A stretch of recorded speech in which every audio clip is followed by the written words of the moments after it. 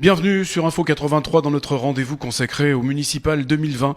C'est dans moins de 10 jours à La Seyne-sur-Mer précisément. C'est la ville que nous traitons ici sur Info 83 depuis le mois de septembre avec tous les candidats en lice. Je dis bien toutes les listes participantes qui ont candidaté donc pour cette élection sont venues s'exprimer, présenter leur liste et leur programme ici au micro de Info 83. C'est le cas aujourd'hui de Serge Daninos. Bonjour Serge Daninos. Oui, bonjour à vous. Merci de m'accueillir. Vous êtes le bienvenu. Vous avez présenté votre programme et votre liste. C'était donc au casino Joa mardi dernier. Vous avez dit ce n'est pas un catalogue de projets. Non, c'est un vrai et pourtant programme. c'est bien un catalogue ici. Non, c'est un programme. C'est un programme avec des idées et surtout, alors on va parler de ce que l'on peut faire tout de suite. C'est dans les pages qui se terminent, parce qu'il faut parler quand vous présentez un programme de comment vous voyez la Seine. C'est un rendez-vous d'un maire avec sa population. Donc ça, c'est mon programme général. Après, quand on parle des routes, on met le détail. Mais surtout, on parle par quartier. C'est important, parce que tout le monde ne vit pas dans le même quartier. Donc chacun, dans ce document de 32 pages, va y trouver un intérêt. Parce que chacun est concerné. Vous savez, moi, si je me mets à la population des Sénois, c'est pour être au service de tous les Sénois. Et c'est ça l'important. Alors parmi les priorités accordées aux citoyens, selon un sondage national d'ailleurs, je pense qu'il concerne également les Sénoises et les Sénois, l'écologie, la transition écologique. Alors vous avez un beau projet pour le centre-ville et Brégaillon. On regarde tout de suite un extrait de ce projet que vous présentez donc dans votre programme. Regardez ce que c'est, la thalassothermie, c'est l'or bleu de la Seyne-sur-Mer. Pour favoriser la transition énergétique communale de la production d'énergie renouvelable. En fait, quand on aspire l'eau de la mer, une machine transforme en chauffage. Toute cette zone géographique, ainsi que le casino Joa, est installé grâce à la thalassothermie. Eh bien, le centre-ville de la Seine, et tout ce que l'on installera à Brégaillon, que vous verrez tout à l'heure dans le film, sera installé en thalassothermie. Voilà, la thalassothermie, c'est l'or bleu de la Seine. On a de l'eau. On peut l'aspirer. Oui. Sachez que je l'ai déjà installé. Le casino Joa sur le port est entièrement équipé. Et tous les immeubles qui ont été construits à l'époque d'Arthur Pech ont été équipés par ce phénomène. La thalassothermie, ça coûte pas cher. C'est une pompe qui aspire de l'énergie, qui la transforme et qui permet d'avoir du chauffage, qui permet écologiquement de ne pas dépenser pour les gens qui y habitent. Vous imaginez si on arrive à équiper toute la ville de la Seine comme ça? Il y a plein de projets qu'on a présentés. Il faut lire le programme. Je pense que les Sénois doivent se voter à un moment donné pour des idées, mais surtout pour un homme. C'est un rendez-vous. Et derrière, chaque projet que je propose est finançable. Chaque projet que je présente avec une équipe. Je crois que c'est le but aujourd'hui, vous présentez mon équipe. Vous savez, quand j'ai voulu rassembler une équipe, on y a travaillé depuis un an. Un an, on a fait des réunions quasiment tous les soirs. C'est ça la force d'une équipe. Et c'est ça la force d'un programme. C'est aussi des réunions chez l'habitant. C'est écouter les gens. Moi, je serai un élu à disposition des Sénois. Et vous avez voulu d'ailleurs vous entourer d'experts dans votre équipe. Oui, alors j'ai une docteure en urbanisme. Ça fait bien souvent. C'est assez rare de rencontrer un docteur en urbanisme nommé Nathalie Hubler. Philippe Mongino, qui est député suppléant de l'AREM. On a Fatih Bousbi, qui est élu ingénieur informatique. On a des personnalités. On a de la jeunesse aussi. On a Loxandra Berratier, qui est une entrepreneuse active. On a Soissène. Vous savez, Soissène. Vous la découvrez dans la liste dans la liste qui est proposée dans mon programme. Soissène est une jeune doctorante. Qu'est-ce que c'est une doctorante? Elle travaille dans le milieu du médico-social, bien souvent dans toutes mes EHPAD que nous avons. Elle fait une recherche sur la maladie d'Alzheimer et elle va devenir docteur sur les recherches qu'elle fait. C'est bien. Et vous savez, beaucoup de gens croient en moi. Moi, je crois en la population.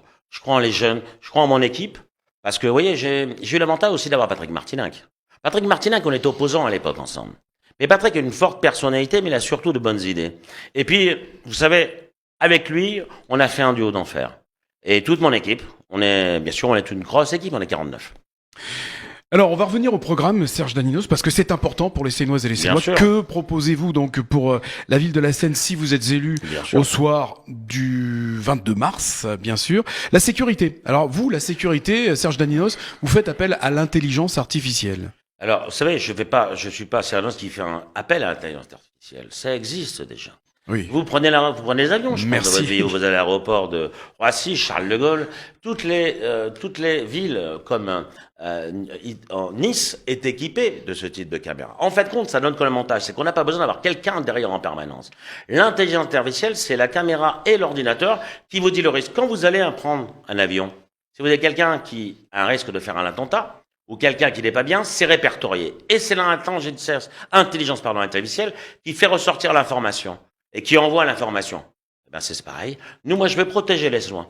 Vous savez, si je suis élu maire, mon premier rôle, ça sera d'être à disposition de les loin, mais surtout de les protéger. Et l'intelligence artificielle, comme la ville de Nice est équipée, pour le carnaval de la ville de Nice, c'est équipé par caméra. Vous savez qu'il y a des attentats en France. Oui. Ça peut exister de partout. Eh bien, moi, je suis là pour protéger les Sénois. Alors, vous reconnaissez qu'il n'y a pas assez d'effectifs de policiers municipaux à la Seine. On a la moitié Est-ce de que hier, vous allez- qui est 44 000 Est-ce habitants, que on est vous allez 65 000 habitants. embaucher ou est-ce que vous allez apporter plus? Il Ou y a alors ça va plusieurs passer par la solutions. machine, par Alors, il y a l'intelligence? plusieurs solutions. Mmh. Sachez d'abord qu'une partie du personnel part à Toulon-Provence-Méditerranée, par la métropole. Le maire perd une partie de ses compétences. Donc, il est logique de se dire qu'en interne d'abord, on va pouvoir envoyer les gens à des formations. Et c'est le maire, donc le premier magistrat, qui va créer des postes. Il envoie des personnes en formation. S'ils reçoivent le concours, on les met, on les récupère. De cette façon-là, on les a, les gens en interne, on les paye. Donc, pourquoi pas faire une priorité à nos personnels. Vous savez, nos personnels, il n'y aura pas que la police municipale que je vais aider. Je vais aussi aider nos personnels à avoir des formations parce que le monde évolue. Vous savez, il faut protéger notre personnel. Le personnel est très efficace. Il faut simplement les aider dans leur plan de carrière. Si on revient à la police municipale, on est à la moitié de la ville en police municipale, quasiment de la ville de hier. Ils ont 44 000 habitants, on est 65 000 et on a moins de policiers municipaux que. Vous trouvez ça normal? Moi, non. Il faut aussi sécuriser la ville. Vous savez, chaque semaine, je convoquerai, en tant que premier magistrat, c'est dans la règle que le premier magistrat peut faire, le commissaire, et je lui demanderai tous les états de délinquance qui se font sur la ville. C'est ça le rôle d'un maire. Et en fonction de ça, s'il y a un... Et je vous donne un simple exemple. Vous savez, si vous avez un pédophile sur la ville, le maire doit être au courant. On doit organiser une sécurité, surveiller ces éléments-là. Si vous avez des risques d'attentat, eh bien, je dois être informé. La police municipale, je vous rappelle, qui l'a fait armer? C'est nous, à notre époque. La première ville qui a été armée, c'était Arthur Pecht à Bandol. Arthur Pecht avec moi à la ville de la Seine. Eh bien, on doit veiller, et je développerai ça, en sécurité, parce qu'on doit de la sécurité à nos concitoyens. Et je mettrai aussi... Vous savez qu'on a en France ce qu'on appelle des citoyens relais. Vous savez, pour quand les jeunes veulent faire, ils font plus le service militaire maintenant, ils peuvent s'engager pour aider au niveau de la gendarmerie, etc. Eh bien, moi, j'essaierai, dans ma commune, d'avoir des citoyens relais de surveillance. Ça, c'est important. Alors, Serge Daninos, on va pas refaire donc Non, tout bien le sûr. programme parce qu'il y a forcément, et je sais que ça provoque des frustrations, mais on va revenir au point essentiel. Alors, les finances, maintenant, on va changer complètement de registre. Oui. Baisser la taxe foncière, ça vous l'avez promis et on a même les images.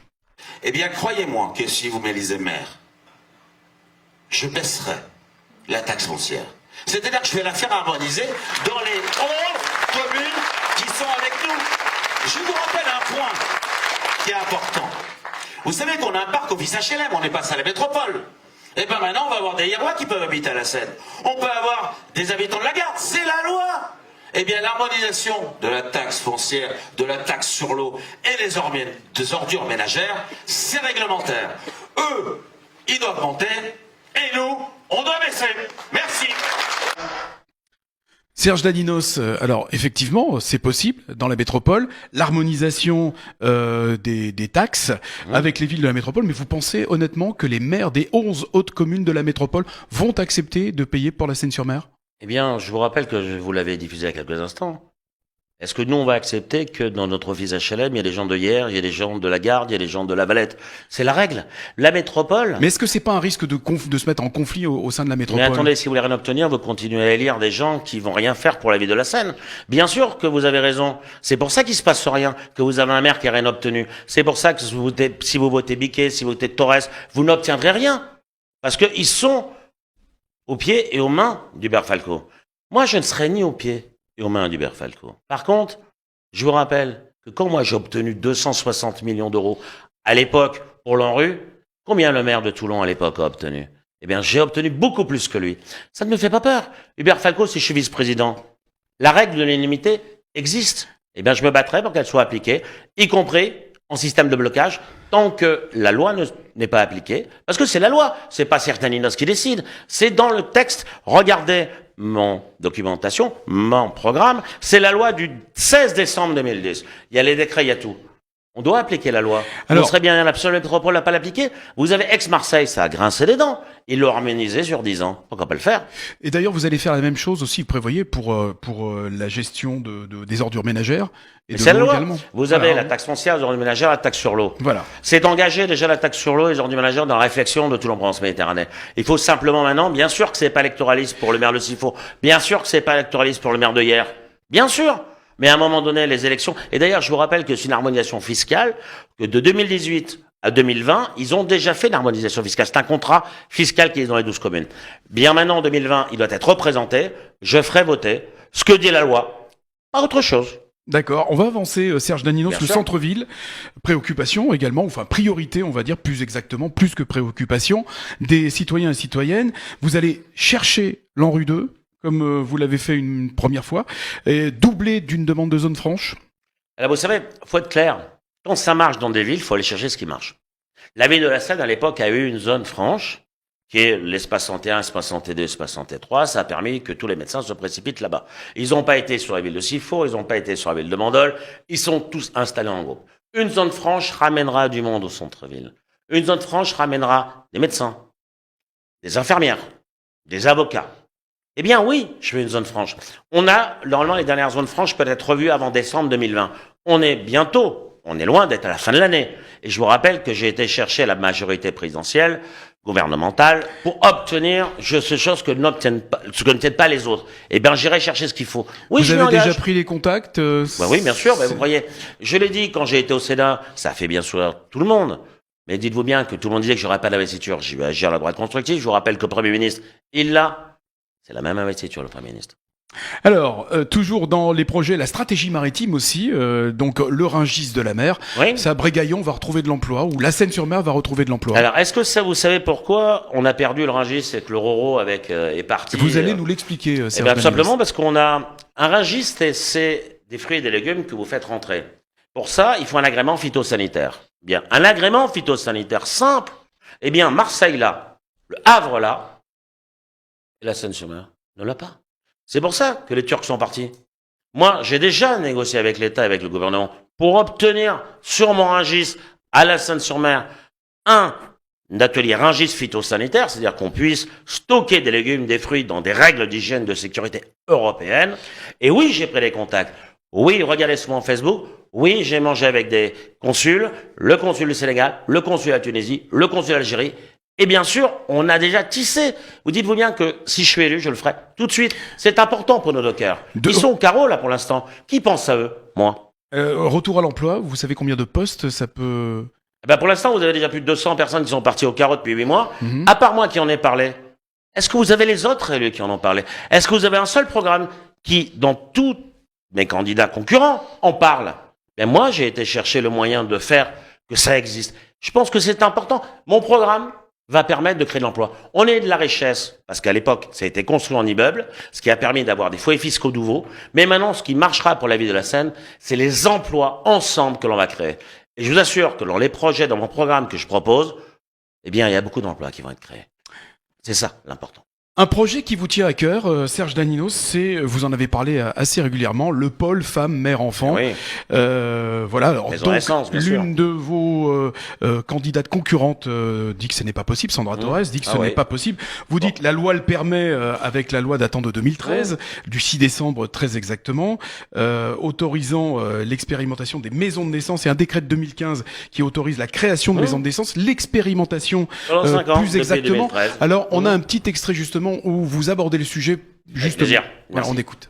Je dénonce le discours de certains élus qui considèrent que c'est impossible. Quand ils disent cela, ils méconnaissent totalement et les textes. Donc, Monsieur Daninos, vous avez fait référence à un Vous projet. trouverez dans la documentation qui vous est distribuée en Voilà. sortant tout à l'heure. Mais il y a quand même la loi du 6 décembre 2013 et le décret du 30 juillet 2015.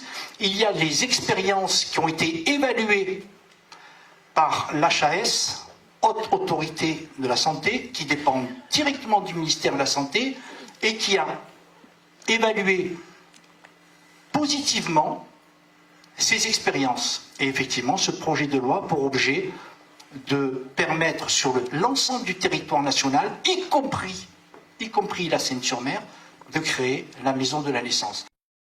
Donc oui, c'est possible, la maison de la naissance à la Seine-sur-Mer. Oui, ce que j'en ai marre, en fin de compte, c'est que les autres élus, ils disent toujours « Ah non, c'est pas possible. Ah non, je siège, vous comprenez, je suis conseiller régional, j'ai toutes les compétences parce que je siège auprès de l'ARS. » Mais s'il vous plaît, regardez quand vous parlez vous-même de loi et que là, ça vous êtes confirmé dans l'émission que vous venez de diffuser. Mais vous allez voir sur mon site, je peux vous assurer que non seulement c'est faisable, c'est passer de l'expérimentation maintenant à une généralisation.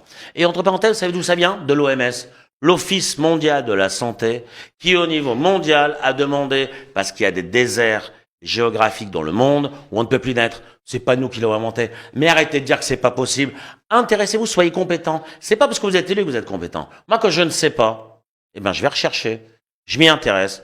Et ces projets-là, ils vont exister. On aura un pôle femme-mère-enfant associé à une maison de la naissance. Regardez mon site Facebook, Serge Daninos, -83, et vous regarderez quand même. Il y a plein d'informations. Et je pense que le programme, c'est une révolution. Alors, Serge Daninos, le dernier thème, très rapidement, Oui, allez-y. c'est le projet quand même du pont transborder. Oui. Ça, c'est un Alors, c'est projet pas que vous le avez pont présenté. transborder. Le pont transborder existe déjà. Il est sur le port. Nous, ce que nous proposons, c'est un pont écologique. Un pont piéton qui va relier, en fait, vous voyez la gare de la Seine. Vous arrivez à la gare de la Seine en train ou en voiture. Vous avez des parkings, vous avez 2000 places. De là, vous prenez un tram qui vous amène du côté de Brégaillon. Un tram, oui. Un tram, je le dis bien. Le seul qu'on aura dans le Var. Un tram qui vous amène à Brégaillon. Et de là, vous pourrez marcher ou prendre un vélo et vous ferez la traversée qui dure 650 mètres d'une rive à l'autre. Et elle vous amènera de l'autre côté près des cinémas que nous prévoyons. Mais allez voir la vidéo que j'ai sur mon site. Il y a un film qui vous le présente. C'est mieux que mes paroles. Merci Serge Daninos. Voilà, on clôture, je crois, la présentation des programmes d'ailleurs avec vous. Merci Serge Daninos. Et puis on se donne rendez-vous bien sûr très prochainement, notamment lundi 9 mars pour le débat avec tous les candidats sur Info 83. Mais vous avez déjà l'information à travers notre site. Merci Serge Daninos. Merci à vous. Et merci de nous avoir suivis.